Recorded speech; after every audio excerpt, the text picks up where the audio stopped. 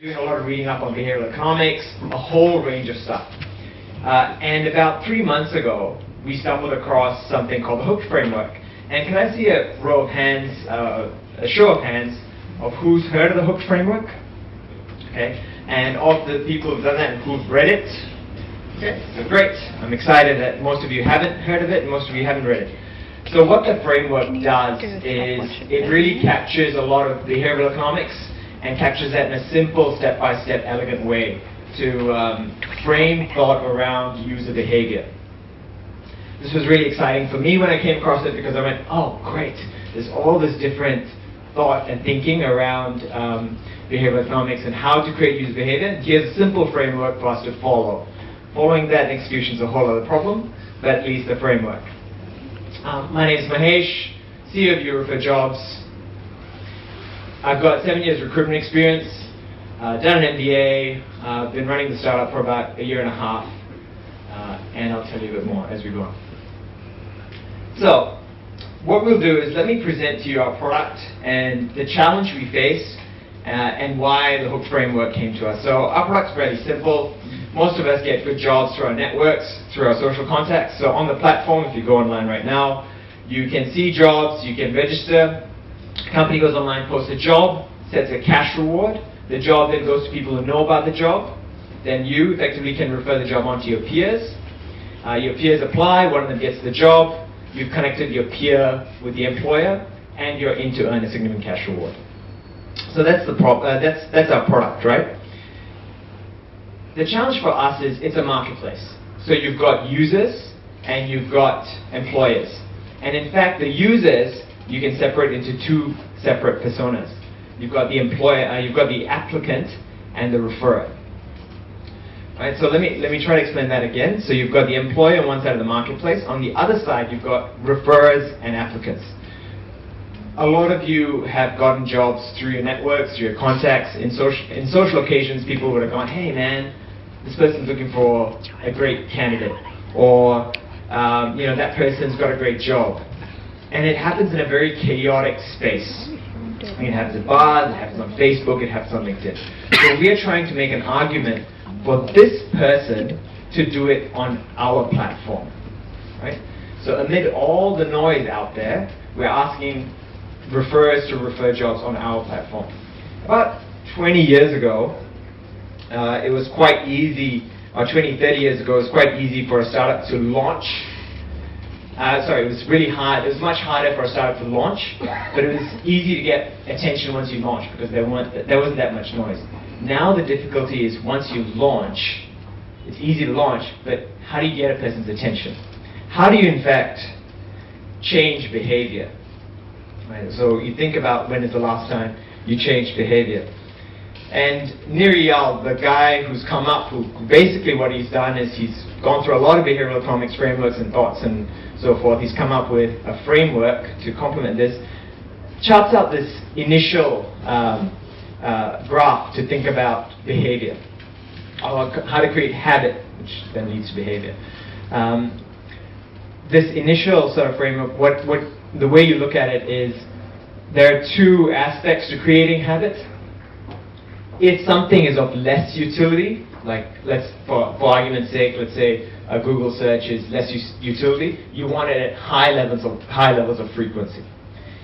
If you're doing something like shopping on Amazon, which I presume for most people doesn't happen at the same level of frequency as a Google search, perhaps for some it happens at the same level, but you want it to induce or have much more utility. So anything above that line creates habit.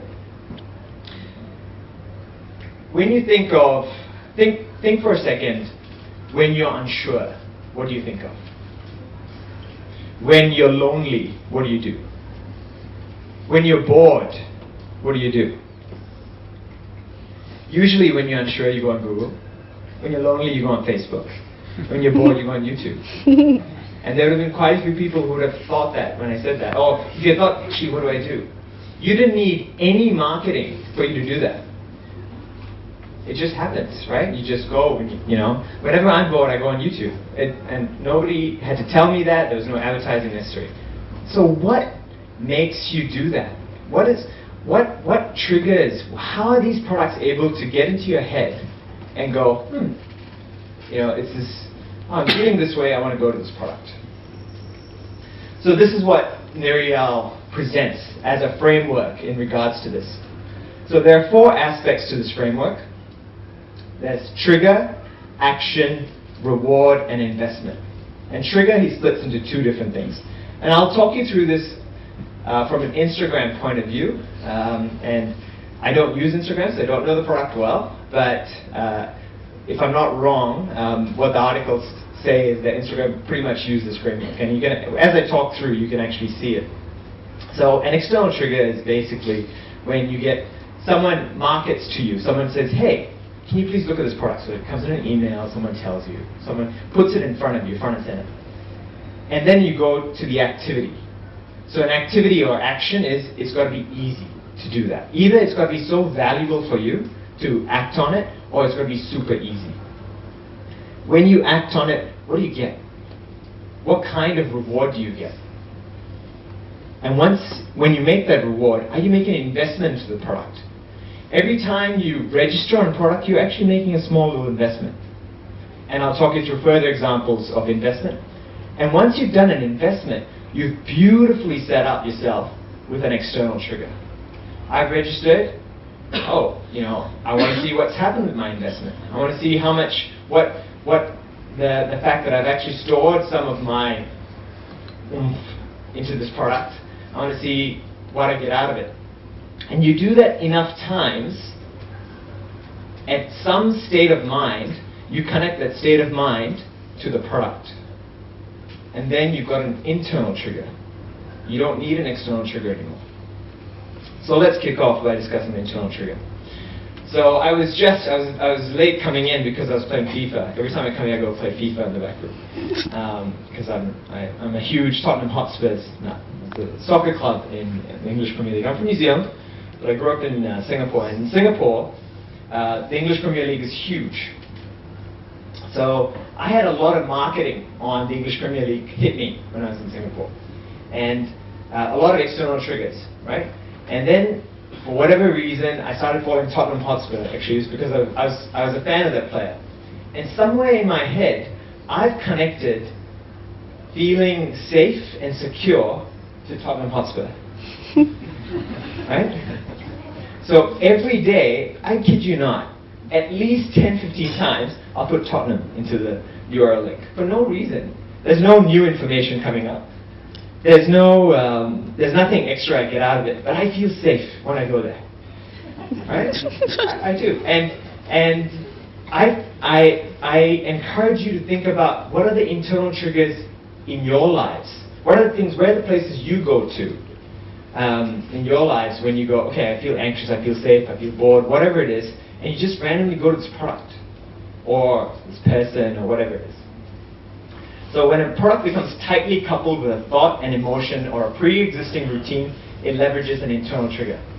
So Nir Eyal has an opinion about this in the Hooked framework, and I agree with his opinion, that this emotion is, what you really want to do is connect with a negative emotion. So what a stand-up comedian does when he or she gets everybody's attention is, that's what the book presents, and I agree with it, is he or she creates a sense of suspense. You tell the joke, and just for a few seconds, you're unsure of the punchline. And then the punchline comes, and you go, ah, and then you laugh. So it's actually not the joyful, funny thing that makes you, laugh, but it's the alleviation of suspense. So if a product can connect with destroying anxiety, destroying fear, destroying a sense of loneliness, and it does that multiple times in the right place, then wow, you've got something really going there. So that's the internal trigger. So let's next move on to action. So I went to the internal trigger first because that's really the end, but I want to start off at the top. Actually, I'm going to external trigger first. So I see external trigger as very simple. It's marketing. It's pure and simple marketing, right? If anybody's done business studies marketing or an MBA, you'll see product, price, promotion, place as sort of the four P's of marketing. For a UX crowd, and I do agree, I do think this is true, I've added the word personas in the middle. And it's important. You need to understand your customer. So at Europe for Jobs, we actually drew it out, right? We scripted it out.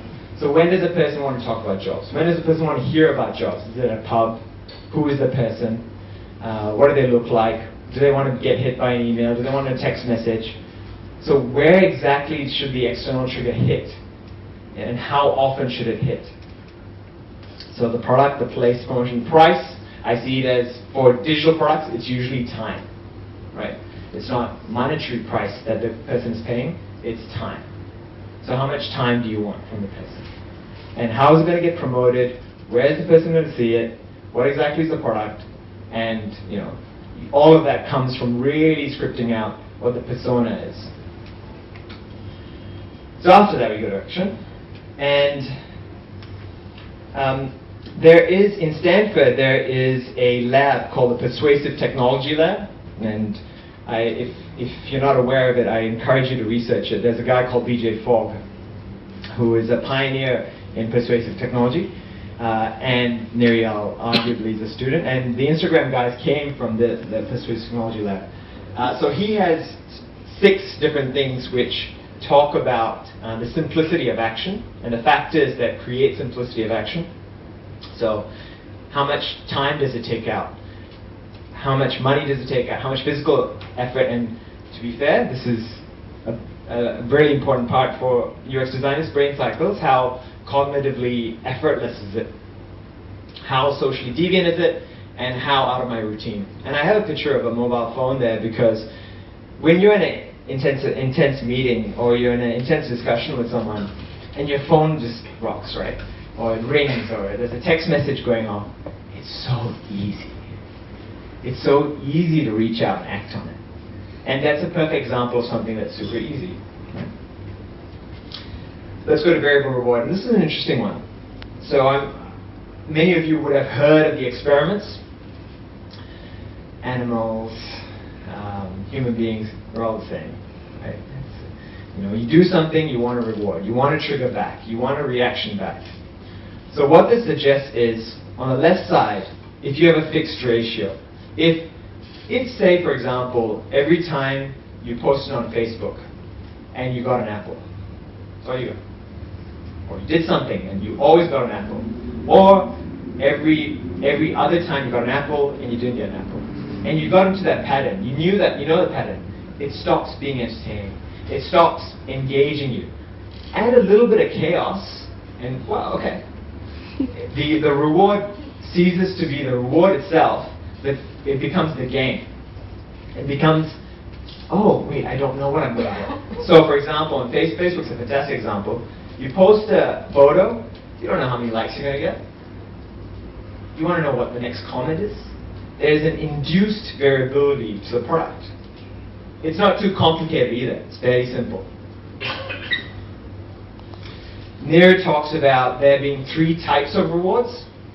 So the reward of the tribe, the reward of the self, and the reward of the hunt. I found this personally a bit convoluted, but I thought it's good to frame it out.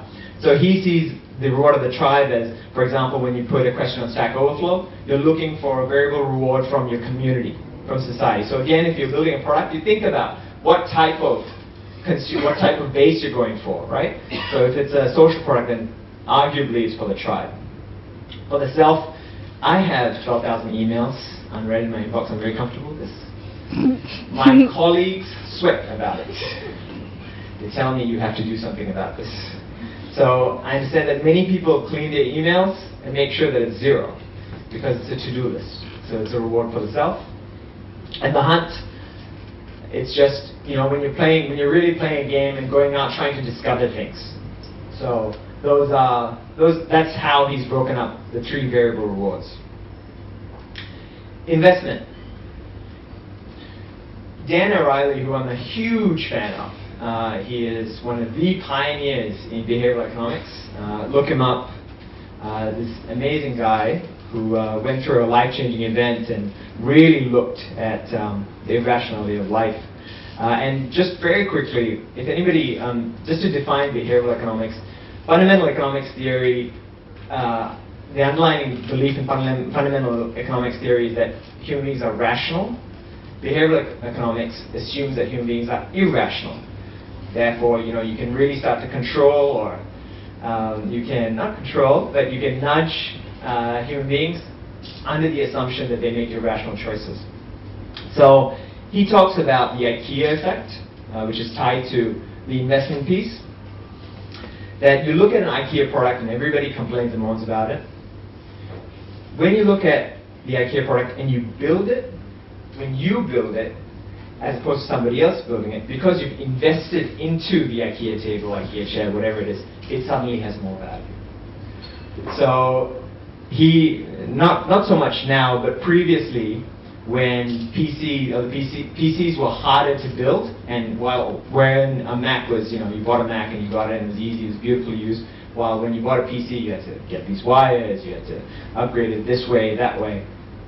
Even though a PC was cheaper, because you had to spend so much more time assembling it, because you spent so much more time investing into it, it had so much more value for you.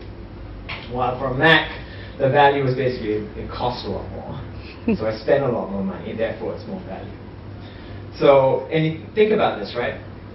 Going back to Facebook, and I keep coming back to Facebook. When you put a photo on Facebook, you've invested. And straight away, you're part of the story. You've set yourself up beautifully. They've allowed for user-generated content to have such priority that, oh, this is my page now. And that's what he means by investment. So where do you start with all this, right? So after reading through this, and when you think and bleed for a product and you wanted to change the world, you spend a lot of time thinking about it. You go, okay, read this book and great, I've got it. Now where do I start? You have to, my belief, you've got to be clear about what the product should do, where the product fits from a human psychological point of view. So I thought about this, and this is my own sort of thinking. I went back to Maslow, right? So Maslow's hierarchy of theory. So as most of you would know, this is the most important priority for human beings, and as you go up, go from top to bottom, as you tick the boxes here, you keep going up the ladder. So we thought about you refer jobs, and you get safety. People talk a lot about jobs because they tie security to it so closely, right? It's an important thing for our lives. What we do with our lives, how we get money, what is our transaction with broader society. And esteem. So we play in the safety and esteem space, and we did a lot of research with people who use our product. And we understood the main reason people use our product is because they want to have a sense of helping people, which ties into both those things. So consequently, everything, when we think about the hooked framework and we think about applying the model, that's the predominant theme we need to be pushing. Right? So from the beginning, when we have the external trigger, so if you go onto a platform, I hope many of you in the last 20 minutes have gone to the platform and registered. When you go onto the platform, it says, well, not on the mobile, but on the desktop version, it says help each other. Okay? And then every single trigger activity needs to reinforce that. One caveat I'll add to this. You can do this, and there are many products who do this and have this mechanics and take off. But then if the product and the team behind the product, this again my belief, is not authentic, it collapses. Because at some point you start to question whether you make choices that don't really marry with the general theme of the product. So that's the hooked framework by Neriel. It's taken off in San Fran, and a lot of people are reading it, a lot of people are buying into it, a lot of startups are using it. There are also strong advocates against it, especially the notion of the fact that it's about alleviating a negative emotion. That's a fairly strong piece which polarizes people. If you want to read more about it, then get the book. There are really solid YouTube videos on that Nir presents on, and go on to the Vijay for Persuasive Technologies YouTube video list. Really good stuff. My contact is Mahesh at Europe for Jobs. That's my number. We do have a fantastic UX lead that makes such a big difference for us. Unfortunately, he's leaving in February, So if anybody else is interested to be part of a product that's really trying to change the world, who's got a strong UX UI background, please let me know and do register on the product. Any questions? Thanks very much.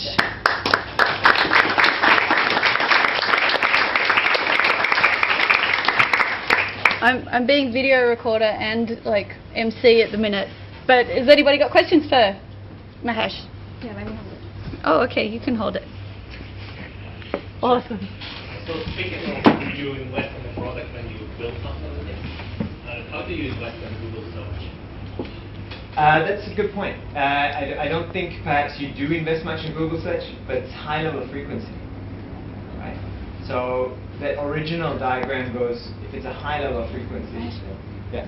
Oh, if it's a high level of frequency, it forms that habit.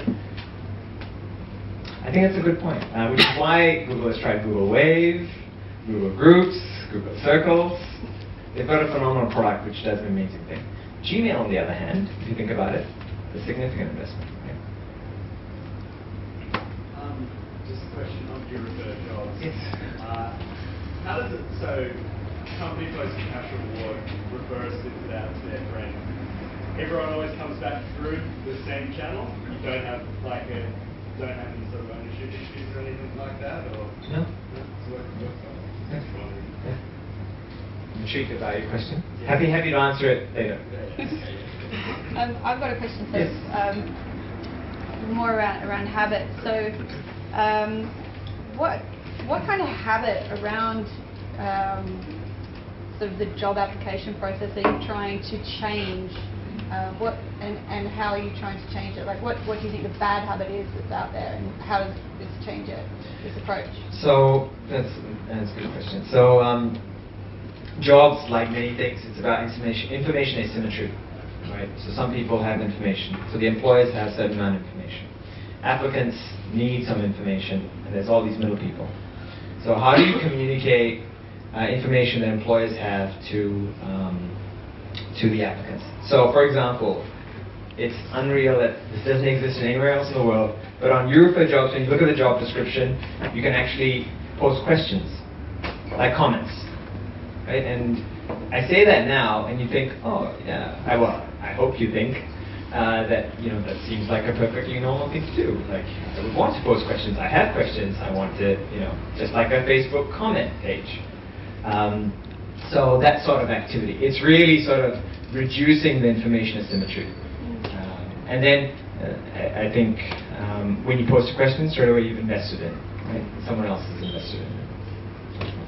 And what sort of behaviours that are going on at the moment in recruiting do you think need to change, or does this address? I think